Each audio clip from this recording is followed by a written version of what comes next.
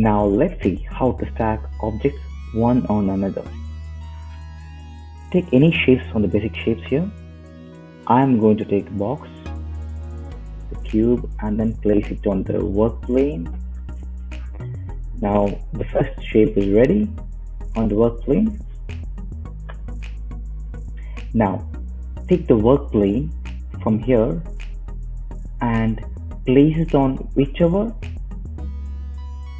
side you want to stack the second object, either on top or side, or you can also view it around whichever side you want to view it. Place it. So I'm going to place it on the top. So I have placed it.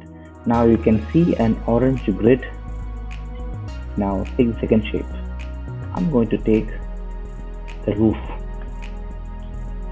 Drag the roof and then place it. And you can toggle around and see whether it's placed correctly or not. Now to go back to the same view, click again the work plane and then place it here. That's it. Now you can see how the second shape is stacked over the first shape.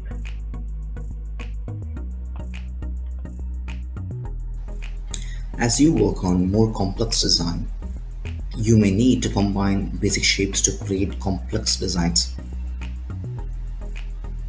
That's where grouping and ungrouping comes in. Let's start. I can select all the three shapes together like this and then move them around the grid or the work plane.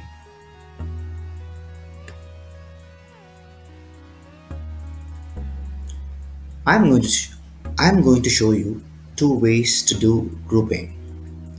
So the first way is selecting all the shapes together, and then on top here you can see group options.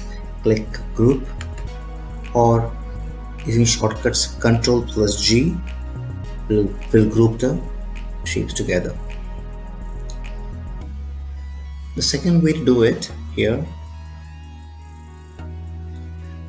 click the shape and hold shift and then click the second shape. Now group it.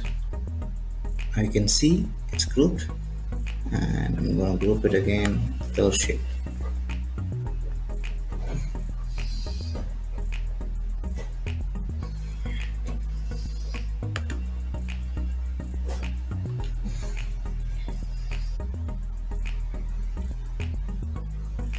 Note that if color is important, the group will always take the first object color which you have chosen for grouping. So as you're planning the design, consider grouping in logical stages. So what is the difference in these two ways of grouping? Double click the object. You can see the colors back, and then you can select each one separately and then edit it.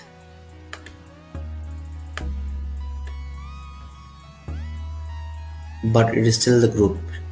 The moment I click outside, it shows as a group, but we can still edit it. But in the second way, it shows grouping. If I double click it, it shows step by step. If I click it again, it goes back to the same grouping. So you should consider while grouping in logical ways. So as you're planning the design, consider grouping the logical stages.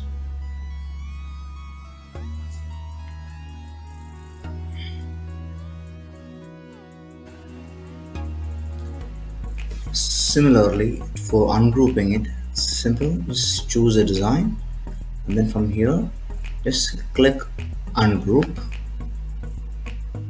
and you can just